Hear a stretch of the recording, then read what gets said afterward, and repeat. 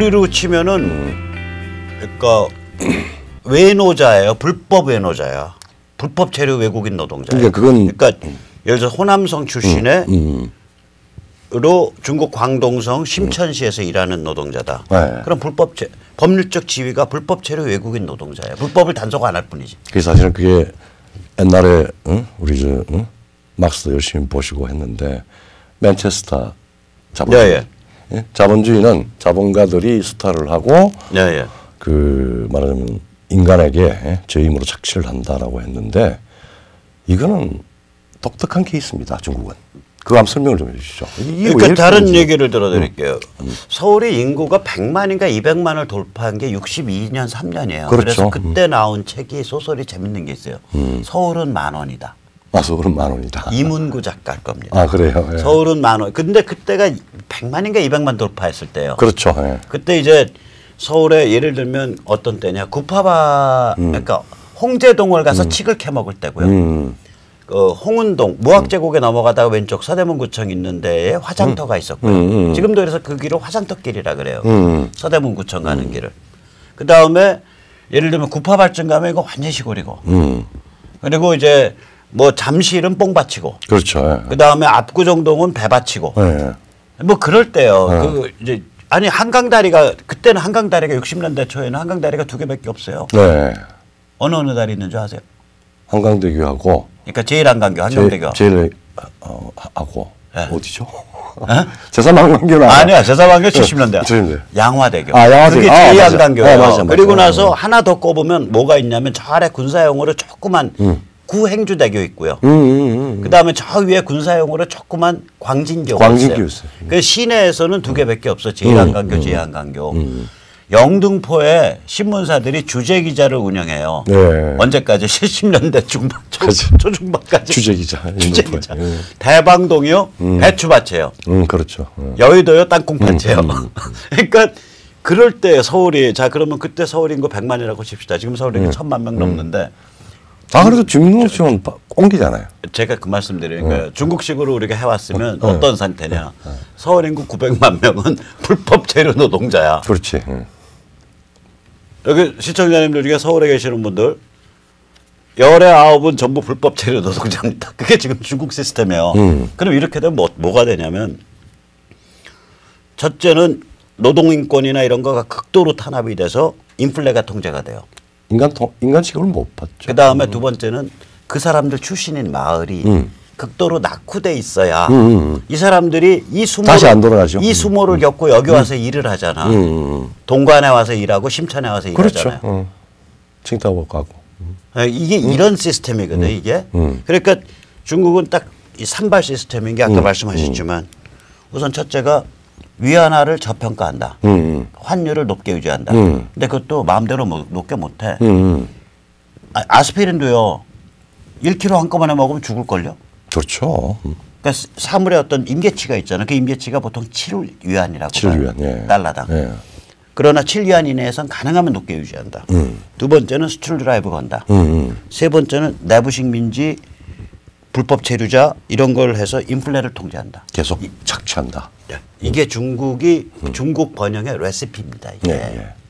그러니까 참 우리가 이게 말하자면은 되게 이제 뭐 그 유명한 우리 많이 알려진 토인비라고 하는 역사학자가 되게 모든 국가들이 국가군으로 이루어 가지고 이제 말하자면 어느 지역은 발전을 하고 뭐 어느 지역은 낙후가 되고 이러니까 사실 발전한 국가들이 그 저층의 중요한 그 생산의 기반을 이루는 게 사실 국내인이 아니라 외국인 노동자들을 데려오는 소위 외부 프로레타리아트를 데리고 와서 일정한 산업적인 초기 단계를 지나가요. 그런 경우가 있죠. 그런 경우가 대개는 다 있어요. 지금 우리도 뭐 지금은 이제 뭐 최저임금 때문에 미국 같으면 그걸 흑인을 데려가고 그렇죠. 이제 유럽 같은 경우에는 구식민지 청년들이 들어오고 그 프랑스가 베트남 청년들 왕창 끌고 와서 그 친구들이 전부 세계 최상급의 막스 레닌주의 해갖고 베트남 공산혁명을 일으킨 거 아니에요. 갔는데 이제 북아프리카라든지 그다음에 우리 상하이 안에 뭐 가봉, 세네갈 뭐 이런 쪽 이런 데는 이제 아주 그 지역에서는 그래도 빠릿빠릿하고 불어도 제대로 하고 원주민 언어가 아니라 체계적인 소위 말하자면 중등교육 이상을 받고 한 사람들이 파리 시내에 와서 지금 청소부는 좋은 직업이지만은 각종 허드렛 일을 다 맡아줬어요. 그런 집의 출신 중에 하나가 우리가 해체주의에서 신으로 떠받드는 자크 데리다. 데리다 맞아요. 알제리 유대인 출신. 그래서 이제 그걸 이제 뭐 외부 프롤레타리아트라고 그러는데 그리고 이제 뭐 영국 맨체스터 같은 경우에는 그 당시에는 이제 식민지가 그렇게 많이 안 됐으니까 도시 내에 말하자면은 하층민들이 공장에서 말하자면 엄청난 그 말하자면 집중 노동을 하고 또 뭐 대가는 작다 이렇게 해서 칼막스가 나온 거 아닙니까? 예. 그래서 이제 그게 그걸 외부 프롤레타리아트라고 케인스가 불렀구나. 아니 토인비가. 네. 그래서 토인비가. 내부 프롤레타리아트와 내부 프롤레타리아의 기반으로 해서 산업화가 초기에 전개가 된다. 그런데 이게 토인비 얘기는 토인비. 근데 칼막스는 그것 때문에 계급 양극화가 생기고 그래서 국가를 없애야 된다. 즉 그 말하자면 만국의 노동자에 단결하라. 그 이야기는 Workers of all nations. 저기 뭐야 그 노동자에겐 조국이 없다. 만국의 노동자에 단결하라. 그게 1948년 막스 앵겔스의 공산당 선언의 서문의 마지막 문장이죠. 그리고 이제 국가를 없애자 그랬는데 국가가 이제 착취자인 부르주아들의 집행위원회에 불과하니까. 지금 우리 뭐 문정부다 아주 그런 생각을 많이 하고 있잖아요. 잠깐만요. 지금 우리 다 백모세네 탈출도 그렇고 이 지식이나 이런 걸 우리가 다 공짜로 누리잖아요. 물론 그 중에 제일 하질 상품이 백모세네 탈출이야. 그러니까 우리가 지식이 조뱅설전은 좀 나. 근데 우리가 지식이 이제 공짜가 된 세상이야. 그러니까 우리가 지식 공산주의 사회예요. 그러니까 제가 가끔 술을 먹으면 나도 왕년에 빨갱이였는데 나도 공산당 선언 한번 써야겠다. 지식 공산당 선언. 그래서 막스가 쓴 공산당 선언은 이렇게 나가죠. A spectre is haunting Europe. 그게 첫 문장이에요. 그러니까 유럽의 공산주의라고 불리는 유령이 떠돌고 있다. 그런데 저는 A spectre is haunting the globe. 지구의 공산주의라 불리는 유령이 떠돌고 그 공산주의는 지식 공산주의다. 모든 사람이 알물 서로 나누는 정보를 나누는. 그러니까 이게 말하자면 현대 문명이라고 하는 게 자본주의, 공산주의, 소위 생산 방식 그 기준으로 따질 수 없는 굉장한 유연성과 자기 교정력을 가지고 있다라고 하는 거예요. 그런데 지금 우리가 그렇게 우리 저 문재인 586 전파들이 숭상해하지 않는 중국이 이런 개판이에요. 말하자면 박원순 말이라고 부르고 우리가 말궁둥이에 붙은 팔이라며 그 말이 이 모양이래. 시진핑이가 아주 말 자주 안 하지만은 아주 권위 있게 연설할 때만 나오는 게 중국 제국의 영광, 위엄. 그 속에는 이렇게 말도 안 되는 중국은 말하자면 법적으로 자국민을 외국인 노동자로 만든 거야. 외국인 노동자로 만들고 그것도 불체자. 그러니까 그건 한없이 말하자면 거의 그러니까 국가에 의해서 국가가 주는 법적인 그 불평등 제도로 그 중간에 많은 기업가들이 낮은 말하자면은 그 가격을 유지하기 위해서 쓰기 위해서 그리고 내수가 통제되니까 통제가 그리고 인플레가 통제되죠. 인플레가 통제되니까 중국 위안화 가치를 절상 수준으로 가져가도 위안화 가치에 절하지 위안화 환율을 높은 수준으로 가져가도 인플레가 통제가 되죠. 그러니까 내부 착취고 우리가 많이 그러면서 그걸 가지고 스틸드라이브를 거는 거죠. 19세기 소위 맨체스터 자본주의를 이야기할 때 많이 나오는 필름들이 있잖아요. 거기에 정말 기계와 같은 인간도 그 사람들은 그런 측면에서 국가에 의해서 외부 불법 체류자 신분은 아니었어요. 그럼요. 그러니까 올리버 트위스트. 그렇죠.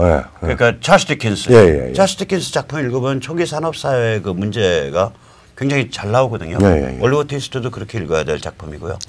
잘 사람들이 주목 안 하지만 그 아주 그 시대상을 정확히 밝히는 작품이 하나 있어요. 어려운 시절, 네. Hard Times. 네. 이런 걸 그렇게 읽어야 되는데 또 그 저기 누구지? 그 아마 데이비드 카퍼필드도 네. 그 작품일 거예요. 근데 거기서 보면 그 사람들은 멀쩡한 시민이지 돈이 없을 뿐이지. 근데 이건 그게 아니라 심천에 사는 중국인이 심천 시민이 아닌 거예요. 심천 거주자가. 참나. 중국 사실은 사회학을 하는 사람들이 아무런 나는 가치 판단도 없이 막 쓰는데 그 중에서 가장 정말 구역질 나는 그 단어가 하나 있어요. 네. 맹유. 맹유. 인간이 아니라 유적, 그러니까 유인은 할 때 유자예요. 맹자는 뭐예요? 맹자는 떠도는 맹자. 말하자면은 맹유. 네, 맹유. 그러니까 아이죠. 그러니까 유민이네, 유민. 유민이죠. 그러니까 맹유라는 게 중국 공산당이 자기 국민들을 부를 때 쓰는 말이잖아. 그러니까 예를 들어 호남성 출신 사람이 광동성 심천, 광동성 동관시. 그러니까 심천의 언저리예요. 호남성 출신이 광동성 동관시에 와서 뼈 빠지게 일하면 그걸 중국 공산당은 뭐라고 부르냐? 맹유, 떠돌이라고 떠돌이. 그러니까 인간 취급을 안 하는 유민이다 부르는. 그러니까 근데 실제로 그 사람들이 돈 벌어주는 거고. 그렇죠. 그 사람들을 빨대로 받고 있는 거죠. 그렇죠. 내부식 민주죠. 내부식 민주죠. 그런 사람들이 호남성을 떠나게 만들려면 호남성은 발전을 정체시켜야 되거든. 그렇죠. 안 그럼 자기 마을에서 일하지 누가 떠드나? 근데 그래서 이게 농민공이라고 하는 게 이제 공식적인 그건데 이건 참 점잖은 의미예요. 맹유라고 하는 것 그 이야기에서 중국에 대한 실상이 느껴지지 않나요? 글쎄, 맹유라는 게 중국 애들이 중국의 지배 계급이 중국의 대다수의 그 근면하고 선량한 도시 노동자들을 저 떠돌이 새끼들, 저 집도 절도 없는 떠돌이들이라고 부른다는 거. 그래서 대한민국의 대통령이 중국은 큰 산이라고 이야기를 해요. 근데 그런 상태를 두고 문재인은 중국은 큰 산, 한국은 그 앞에 엎드린 납작한 산이라 그러고 저기 박원순이는 중국은 아주 기름기가 흐르는 훌륭한 말이고 한국은 거기 궁뎅이에 달라붙은 똥딱지에 앉은 팔이라 그러고 이거 웃긴 자식. 그게 제가 그 한마디로 사자성어를 하나 쓸게요. 네. 가치 전도가 아니라 시각 전도입니다. 아니 그게 아니라 누나를 뽑은 거고요. 가치를 파괴한 겁니다. 그렇죠. 아 그렇습니까? 네. 전 뒤집힌 가치라도 가지고 있으면 다시 뒤집을 수라도 있어요. 이것들은요. 아예 가치관을 파괴한 거예요. 안구. 안구 적출. 적출이라 그래. 적출이라고 그래. 이탈이라고. 안구 이탈이라고 합시다. 자기 손으로 누나를 뽑은 거예요. 안구죠. 그 불어로서 제일 아주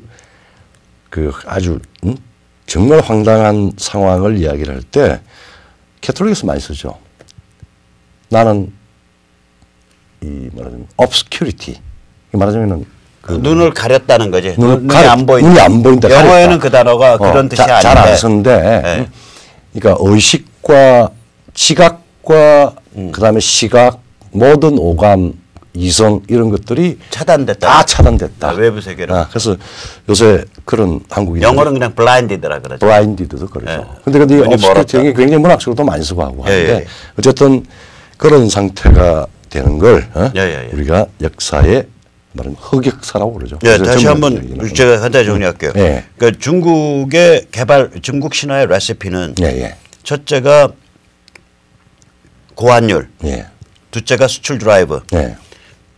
그럼 이 둘을 가져가면 원래 사회가 제대로 된 시장 경제면은 자체 기능에 의해서 인플레가 일어나고 다시 조정이 되는데 조정이 되죠. 그거를 눌러 막는 게 내부식 민주예요. 그렇죠. 그 셋이 중국 신화의 레시피입니다. 중국 고성장의 레시피죠. 네, 그러면은 이 내부식 민주라는 게 얼마나 참혹하냐 아까도 말씀드렸지만 중국 정부가 중국 자국민을 불법 체류 외국인 노동자로 만드는 제도라고 얘기해요. 그게 이제 소위 말하면 펜스가 이야기한 경제 침략이라고 하는 그 침략의 이면이죠. 이면. 네, 그러니까 내부 사정은 힘은 이 세 가지고 밖으로는 그게 침략성으로 드러나는 그래서 거고. 그래서 자유화라고 하는 화두를 펜스가 바로 이야기를 하잖아요. 즉 내부 사정이 이런 상황은 사실은 뭐 일일이 적시할 거 없고 결과적으로 나타나는 밖으로 규범도 없고 절도와 강도와 그다음에 침략을 경제적인 방식으로 일삼는 중국은 체제나 문화가 체질이 변경되지 않으면 안 된다라고 하는 선언을 한 거란 말이에요. 그렇게 되죠. 그런 상황에서 문제를 보면은 지금부터 이제 본 게임이 들어가는 거죠. 근데 이제 자 그래서 이제 이렇게 해서 레시피를 썼단 말이야. 그러니까 예. 이제 그러니까 고환율, 예. 그 다음에 수출 드라이브, 예. 그 다음에 내부식 민지 예. 이렇게 이 레시피를 가지고 승승장구를 했어요. 그 세계 시장에서. 그래서 무역 흑자를 늘렸어. 예. 흑자를 가지고 미국 국채를 산 거예요. 그렇죠. 그러니까 3조 달러어치를 산 거예요. 예. 그리고 그걸 이제 미국이랑 싸움 붙으니까 내다 팔 수는 있는데 한순간에 200억 달러면 그중에 한 8% 내다 판 거. 그러니까 0.8%. 0.8%겠죠. 그렇죠. 0.8% 정도로 한순간에 내다 팔았단 말이에요. 0.7%, 0.8%로. 자 그러면서 이제 미국한테 보낸 시그널이 야 우리가 니들 국채 이만큼 15%나 갖고 있는데 니들이 지금 전 세계에 발행해 놓은 국채의 15%를 갖고 있는데 우리가 이거 시장에 팔면 니들 고생할 거야 라고 위협을 했다라고 해석이 되는 사건이에요. 그렇게 해석이 되죠. 자 그런데 이거가 이제 첫째는 미국은 지금 이자율을 올려갖고 이자율을 올려서 이 양적 축소를 해왔었거든요. 지난 2년간. 그렇죠. 2년간 했죠. 그러니까 다시 양적 팽창을 할 수 있어. 그렇죠. 달러 찍어서 사버리면 끝나는 거야. 달러 찍어서 산 다음에 그러면 달러 찍어서 사잖아요. 그 다음에 다시 팔면 돼요. 시간을 갖고. 그렇죠. 그러니까 미국을 이걸 가지고 타격을 못 가해요. 그렇죠. 경제학자들은 그러니까 아는 사람들이 이거 타격 많이 못 가한다. 근데 그렇죠. 미국을 타격 못 가하는 건 좋은데 중국이 스스로 아작나. 그러니까 이게 뭐야 그렇게 이거 미국 국채 내다 팔면 중국 경제가 망한다. 정말 비인간적인 맹유를 동원해서 또 뭐 세계 경제의 돈을 좀 끌어오고 그 다음에 위안화 저평가 시켜서 그 다음에 그 정말 인위적인 탄압을 해가면서 만들은 달러를 가지고 국채를 샀고 그 달러를 가장 값싸게 지금 그 가치를 사실 스스로 떨어뜨리는 거예요. 값싼 게 아니라요. 이게 좀 다른 의미야. 뭐냐면요. 위안화 가치가 이게 아까도 말씀드린 위안화 가치가 계속 떨어져 가는 게 그 임계치가 한 7위안 정도 돼요. 그렇죠. 왜 임계치를 7위안으로 보냐면 그걸 흔히 이제 이렇게 기사 읽으시다 보면 뭐 심리적 마지노선, 마지노선 뭐 그렇죠. 그게 뭐냐면 위안화 가치가 낮으면 낮을수록 중국이 수출에 도움을 봐요. 그렇죠. 근데 세상 일이라는 건 전부 물즉 필반이잖아. 그렇죠. 그러니까 예를 들어서 다 그게 있어. 그게 임계치가 있다. 그러니까 뭐냐면 그 아스피린을 예를 들어서 2알을 먹으면은 열이 내리는데 아스피린을 만약에 한 말을 먹었다 그러면 죽을 거라고. 바로 죽죠. 그러니까 약이 독이 되는 거예요. 그렇죠. 그 임계치가 7위안이다 소리예요. 그게. 그러면 이 임계치 내에서 중국이 그 저기 뭐야 그 그러니까 고환율 그러니까 위안화 가치 저평가 정책을 취할 수 있었던 마지막 주춧돌이 뭐냐면 중국이 보유하고 있는 미국 국채예요. 그게 위안화 가치를 딱 보장해 주는 거거든. 아니 모택동 그 못난 얼굴 찍힌 돈이 어떻게 국제에서 준 국제화폐로 통해요. 그건 중국이 미국 국채를 들고 있으니까 중국 정부가 그렇죠.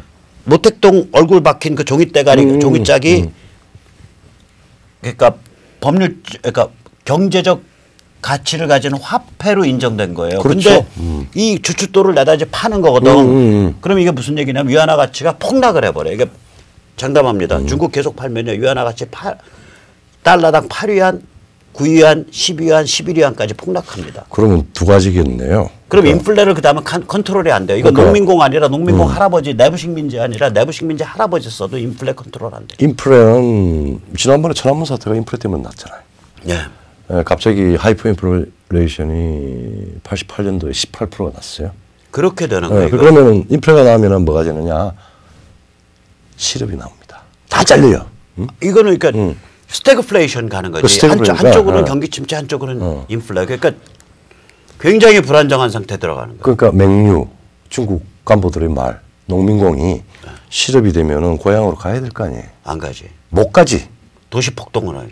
그래서 말하자면 이 문제가 경제적인 문제에서 국내 내부의 엄청나게 중요한 사회 문제로 등장이 됩니다. 그렇게 되는 거죠. 그 길을 가고 있는 거예요. 인간 취급을 받지 못한 사람들이 복수하지. 그 조그마한 의존의 수입마저도 잃게 되면은 네. 그게 이제 말하자면은 지식인들 몇 명만 들어가면은 그렇게 되는 이게 폭도가 될 수 있습니다. 말하자면은 저항이죠. 저항이죠. 네. 그게 사실은 조기 말하자면 민주화 운동 89년도에 그 아주 기초적인 내용이에요. 그다음에 밖으로는 어떻게 되느냐? 네. 그걸 이제 뭐야 경제적으로 그렇지만은 지금까지 중국이 그 40년 동안 만들어 놓았던 크레딧, 그다음에 화폐 가치, 그러니까 국가 크레딧, 국가 네. 신용, 그다음에 화폐 가치부터 해가지고 총체적으로 표현하면 차이나 디밸류에이션이 아주 급속도로 퍼져버립니다. 혹은 차이나의 리얼 밸류가 완전히 리얼라이즈 되는 거예요. 차이나의 실제 가치가 드러나는 거예요. 민낯이 드러나죠. 민낯이 드러나는 거예요. 그러면은 차이나의 가치절하가 아니라 원래 차이나가 가졌던 그 흉악스러운 그 민낯이 현실화되는 거죠. 그래서 제가 중국을 공부했으면서도 중국에 대해서 굉장히 크리티컬한 측면을 보는 이유가 바로 그런 거였어요. 왜 차이나 without liberty를 이야기를 해요. 아주 함축적으로 보지만은 자유 없는 중국, 자유 없는 거인. 예. 그러니까 분명히